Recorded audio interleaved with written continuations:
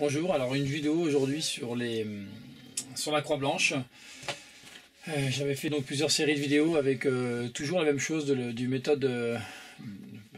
Rubik's Cube 3x3 débutant jusqu'au avancé et j'allais dire le plus loin possible. J'avais toujours proposé la croix blanche sur le côté gauche ou côté droit, mais en l'occurrence je montrais côté gauche. J'ai fini par me mettre comme tout le monde à la croix blanche par dessous. Donc là je fais un petit tuto bien sûr sur cette méthode qui, soit dit en passant, pour l'instant moi personnellement ne me fait pas gagner de temps, mais parce que je ne suis certainement pas assez fort, mais c'est en tout cas le meilleur moyen de pouvoir enchaîner et d'aller de plus en plus vite. Alors du coup je vous propose voilà un petit tuto là-dessus. Je vais d'abord vous montrer la base de la croix blanche par rapport en respectant un peu ce que j'ai fait sur le Rubik's Cube 3x3. Je considère cette vidéo pour des personnes qui ont déjà la connaissance du cube. Ce n'est donc pas une vidéo pour les débutants. Je pense que c'est compliqué pour des débutants de commencer par la croix blanche par dessous. Ceci dit, si vous commencez directement avec ça, eh bien, vous allez galérer, mais une fois que vous aurez acquis ça de façon naturelle, bah, peut-être que ça vous fera gagner du temps. Alors pourquoi pas. Je préfère vous conseiller de commencer par la croix blanche sur le côté, qui tant que vous atteignez, j'allais dire le Rubik's Cube, moi je fais à peu près je fais 20 secondes en moyenne, on va dire, et pour faire 20 secondes, il n'y a pas besoin d'avoir la croix blanche en dessous. Après, évidemment, quand on veut atteindre des sommets, il faut certainement passer en dessous. Et pour débuter, la croix blanche sur le côté gauche, il y a 3 principes et c'est vraiment très facile. Dessous, je considère donc que vous connaissez déjà le cube à minima. Je ne vais donc pas vous expliquer les choses évidentes. Je vais les rappeler, mais je ne vais pas les expliquer. La première chose évidente, c'est qu'on part du principe que c'est la face blanche, en sachant que moi je travaille quand même aujourd'hui avec face blanche, face jaune. Je travaille aussi les autres faces, mais pour l'instant pour faire de la vitesse, je fais que face blanche, face jaune, ce qui me laisse quand même 2 choix entre prendre, on le verra tout à l'heure, entre prendre les arêtes blanches ou les arêtes jaunes. Pour la démonstration, la première partie de la vidéo, je vais expliquer toujours en blanc, de façon à ce que ce soit cohérent. Ensuite, on fera la démonstration où je ferai un choix suivant les cas, puisque ce sera des cas au hasard et on prendra le cas le plus favorable. Alors, la première chose qu'il faut faire, c'est donc mettre le cube face blanche en bas. Et quand on s'entraîne à ça, petite chose vraiment importante, c'est de comprendre quelques principes. L'un des premiers principes, c'est évidemment lorsque nous avons une arête qui est bien placée et que nous avons une autre qui est posée sur le côté, ici ou ici ou ici, et bien suivant si elle doit aller à gauche ou à droite, c'est souvent très pratique de les assembler en fait. Vous voyez par exemple, si on a le vert ici avec l'orange, ou le rouge avec l'orange, vous voyez que si on fait ceci, vert-rouge, en un seul mouvement quasiment, avec l'index, hein, on peut faire le rouge, vous voyez. Mais si on avait l'orange qui est là face à nous, plutôt que de faire ça, puis ensuite d'aller mettre l'orange, on glisserait l'orange ici, et on pourrait faire vers l'arrière, comme ceci, alors c'est un peu plus long, un petit coup de doigt derrière ici, voilà, pour décaler l'orange, vous voyez, et on fait pivoter ici pour mettre l'arête rouge, d'accord. Donc ça c'est vraiment important de comprendre ce petit principe-là. Un autre peut-être principe relativement simple, c'est qu'évidemment sur ce genre de cube, on ne se préoccupe pas de l'alignement. Ici par exemple j'ai mis l'arête blanche sur son carré orange, mais imaginons qu'il soit comme ça. On peut partir du cube comme ça, il suffit de savoir si les couleurs sont au bon endroit. Par exemple, là j'ai l'arête blanche qui est sur le blanc, je repère le vert et le bleu qui sont prêts à être mis de chaque côté du orange, ce qui correspond, puisque vert et bleu sont opposés à orange et rouge. Et j'ai même un rouge qui est prêt à être placé, qui est ici, qui est prêt à être placé avec un simple mouvement comme ceci. Donc je peux décider de mettre ces deux-là en dernier, le vert et le bleu, et le orange de le déplacer ou pas. Alors je m'explique là, par exemple on voit le bleu qui est sur le vert, le orange qui est sur le rouge, le vert qui est sur le bleu, et le rouge derrière qui est sur le orange. Ce qui veut dire qu'ils sont tous inversés déjà. Alors ça c'est un peu de hasard, mais si vous avez ce cas-là, vous voyez l'orange, c'est pas la peine d'aller le mettre là-bas, puisqu'après il va falloir déplacer le bleu ici pour le mettre à gauche, le vert ici pour le mettre. Alors que si vous êtes le orange, vous voyez, qui est positionné là, que vous faites pivoter le bleu qui est ici, le vert qui est ici, hein, en plus vous montez le rouge, vous pouvez amener le rouge, vous pouvez simplement mettre le rouge derrière et le faire pivoter, oh pardon, je vais me cacher, le faire pivoter pour aller le mettre derrière, et vous avez la formation de votre croix. Rouge, orange, bleu, vert, voyez. Simplement, en restant en bas, vous l'alignez avec un U2, et là vous allez avoir votre bonne croix. Voilà, ça c'est des petits principes à comprendre avant de commencer. Vous voyez, par exemple, là j'ai fait exprès de mettre un cube avec vous voyez, l'arête bleue, l'arête rouge, l'arête verte et l'arête orange. Donc là c'est relativement simple, on regarde face à soi, on fait bouger les arêtes, on les met vers le bas, on n'a pas besoin de les regarder. Ça c'est le premier cas que je voulais vous montrer, on n'a pas besoin de regarder. Mais si elles sont inversées, c'est pas vraiment important finalement. L'idée c'est simplement de savoir quand on est tête en bas, j'ai envie de dire, voilà, où vont se placer les pièces. Il y a un moyen, hein, c'est de retenir une couleur. Par exemple, je sais que le vert est à la gauche de l'orange. Voilà. Une fois que je sais ça, si le vert est à la gauche de l'orange, ben, je sais forcément que le rouge est donc à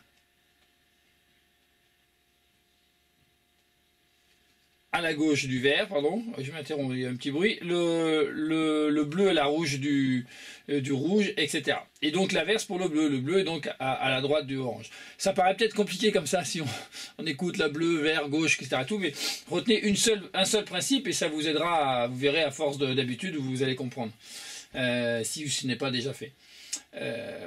Donc voilà, on travaille dans ce sens-là, on s'occupe pas de savoir si c'est aligné ou pas. Par exemple ici, le vert et le bleu peuvent s'aligner, très bien, comme ceci. Et là j'ai le rouge ici.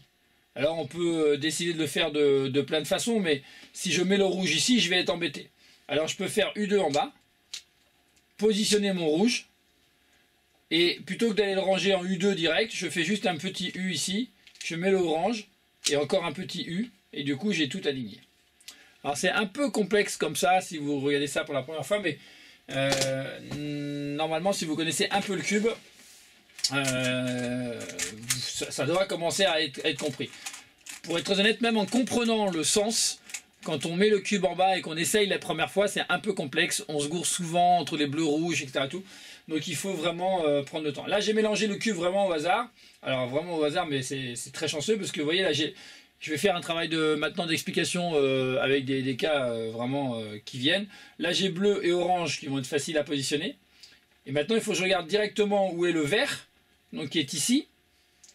Donc je vais pouvoir positionner derrière, et le rouge qui est ici. Alors, les cas que je propose sont des cas, ils sont certainement pas, les solutions que je propose sont peut-être pas les meilleures, hein, loin de là. Il y a sûrement des gars qui sont capables de vous proposer mieux, mais je vous propose déjà pour débuter, puis après, suivant vos performances, vous serez capable de trouver encore mieux. Hein. Donc là, on pourrait simplement mettre l'orange ici. Vous voyez, orange qui est déjà aligné. On pourrait faire un petit quart de tour ici avec l'annulaire derrière pour mettre, vous voyez là, c'est intéressant parce qu'on va mettre le vert qui va se retrouver en face du bleu. Voilà. Et on peut faire en même temps derrière le rouge qui vient se mettre en face du orange. Donc je remets le cas. Nous étions, je crois, comme ça. Voilà. Le bleu, le orange, le vert et ici le rouge. Ça paraît complexe, mais si on étudie un petit peu, qu'on prend le temps au début, hein, il faut le faire doucement. Donc je recommence là, le orange, le vert, le bleu ici, le rouge. Vous voyez, si je bouge l'orange, ça forme le début de ma croix. Et je sais maintenant que ici doit venir le vert et ici le rouge. Donc le rouge descendant dans cet alignement-là, si je fais juste un quart, vous voyez, j'ai fait qu'un seul mouvement. Hein, un seul mouvement. Le deuxième mouvement, je fais un quart de tour ici, avec le doigt derrière, là. Hein, un quart de tour. Je mets dans l'alignement le rouge possible, avec ce mouvement-là. Hop, le rouge. Et ici, le vert. Donc vous voyez, je vais le refaire une dernière fois, mais c'est vraiment un mouvement, deux mouvements, trois mouvements, quatre mouvements. Donc là, c'est vraiment une croix qu'on appellera facile. Et le 5e mouvement permet de recadrer la croix simplement dans son alignement. Et là, on peut donc entamer les F12. Voilà. Allez, je refais un autre cas. Je mélange comme ça en direct, comme ça vous pourrez voir. Le cube que j'utilise, c'est un Moyu Tanglong. Voilà. Alors voilà, cas au hasard, je fais le choix entre les jaunes ou les blanches. Hein. Donc là, les blanches, on en a 3 qui sont quand même extrêmement intéressantes ici, a priori. Mais je vais prendre les jaunes. Je préfère quand même les jaunes, je vous dis pourquoi. Ici, je vais pouvoir déplacer... vous voyez là, le vert est inversé avec le bleu. Le bleu est inversé avec le vert. Donc si je mets mon orange sur le rouge, je suis aussi inversé. Donc comme je suis aussi inversé avec l'orange, le vert et le bleu vont être dans le bon sens. Et comme je mets mon orange ici, je vais pouvoir positionner mon rouge derrière, hein, qui lui aussi sera inversé. Je vais donc pouvoir le faire en un minimum de mouvements. Vous voyez par exemple ici je pousse le cube là derrière avec mon doigt. Ça fait un mouvement, je mets le rouge derrière, 2 mouvements. Donc là j'ai bien mis voilà, le rouge et l'orange. Et ensuite 3 et 4, alors c'est des R2, L2, mais vous voyez en 4 mouvements on a encore mis notre croix. Et là il suffit simplement de faire un U2 derrière. Bon, ça fait 6 mouvements on va dire, hein. Mais c'est des mouvements relativement rapides puisqu'on a, je vais essayer de retrouver la position. Ouais, vous voyez si on regarde, même si c'est des U2, R2, ça fait qu'un seul mouvement de main finalement. Hein. Donc là le orange, alors, je ne sais plus s'il était là ou là, oui il était là. Donc là, je déplace l'orange, je mets le U, 2, 3, 4, et j'ai fini ma croix. Voilà. Donc vous voyez que le blanc paraissait intéressant, mais que le jaune était bien plus intéressant. Je mélange vraiment au hasard, hein. J'essaie de découvrir les cas devant vous sans préparer, sans rien du tout, pour essayer de vous montrer qu'on peut réfléchir à des choses intéressantes. Alors il faut un peu de temps hein, pour arriver à les comprendre, les analyser. Alors là, il y a un cas qui est très intéressant quand on fait voilà, mais là je vous l'explique pas, hein, comment sauvegarder les pièces dans la mesure où c'est possible. On se préoccupe là simplement de la croix. Hein. Donc là, vous voyez par exemple le blanc, je vais vous l'expliquer parce que je pense qu'il est intéressant.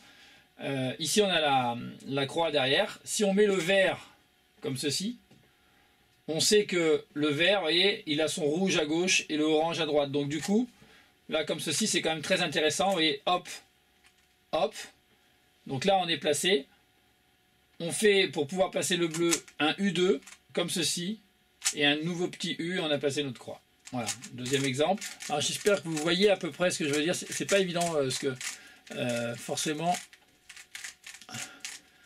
à la vidéo comme ça, on ne comprend pas. Donc je mélange encore au hasard, hein, bien sûr.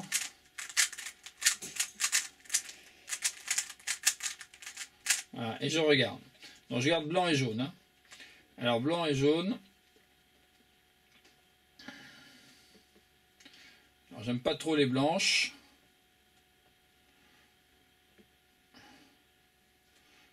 Et j'aime pas trop les jaunes. Bon, et bien on va faire avec.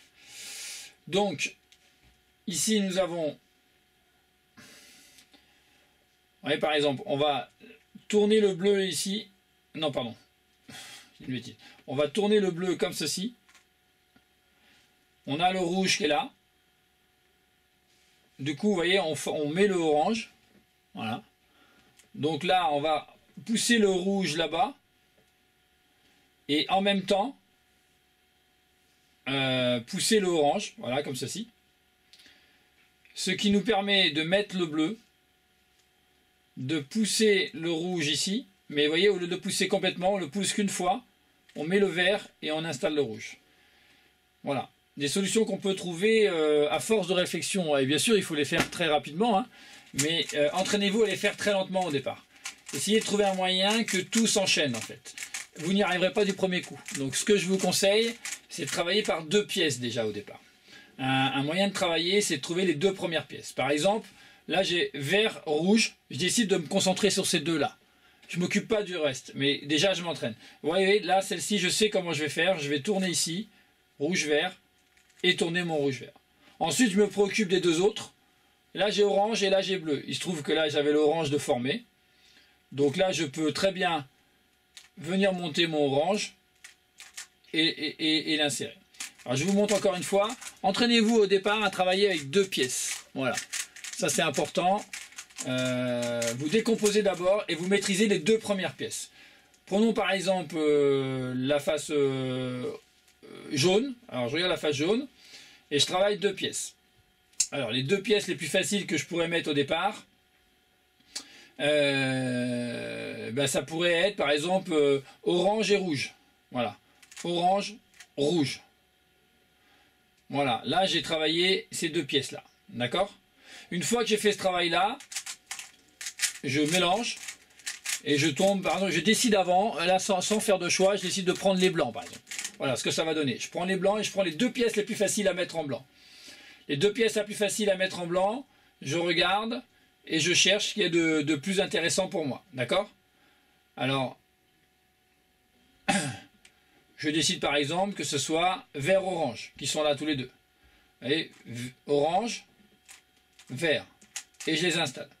Une fois que vous avez fait ce travail-là, vous vous entraînerez à faire 3 arêtes. C'est-à-dire d'essayer de prévoir le mouvement pour 3 arêtes. Pas pour 4, mais pour 3. Voilà.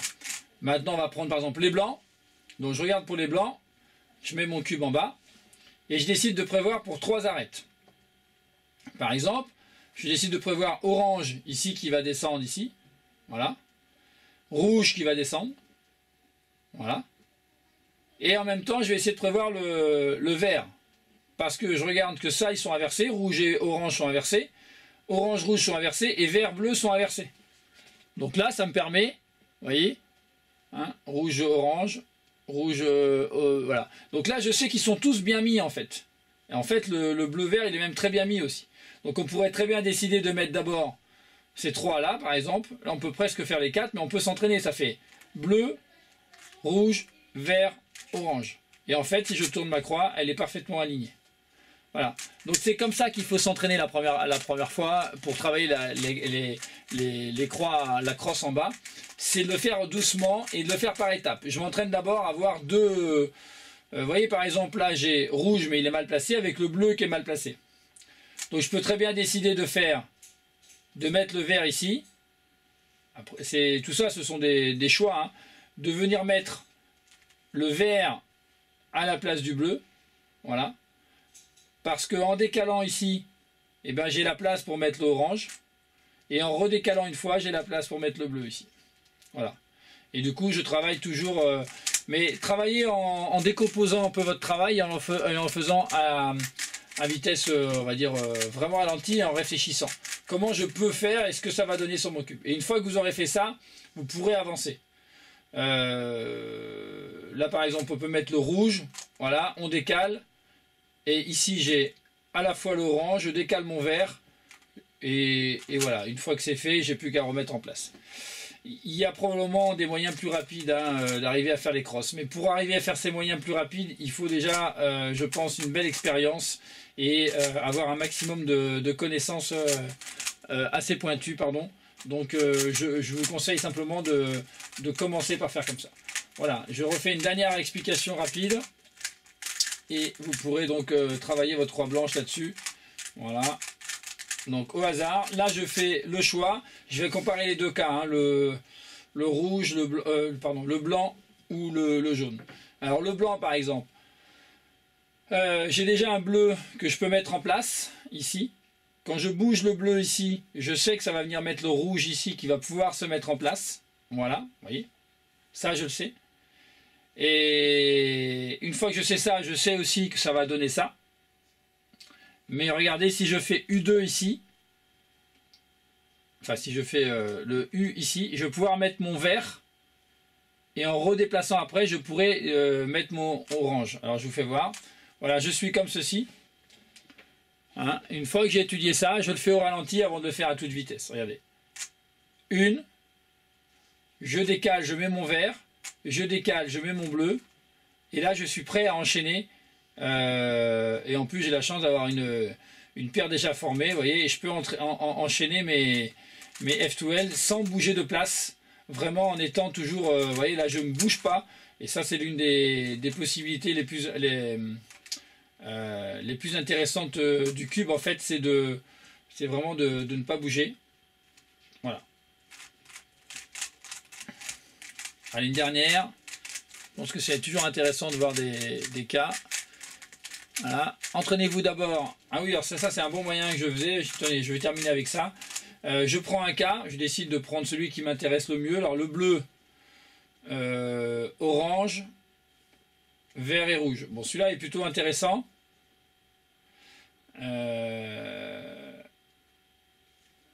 Bien que, mais bon, on peut faire, vous voyez, on peut faire directement un déplacement. Alors là, il n'y a pas grand chose à faire, donc je pense que le mieux c'est de faire ceci. Alors je vous montre.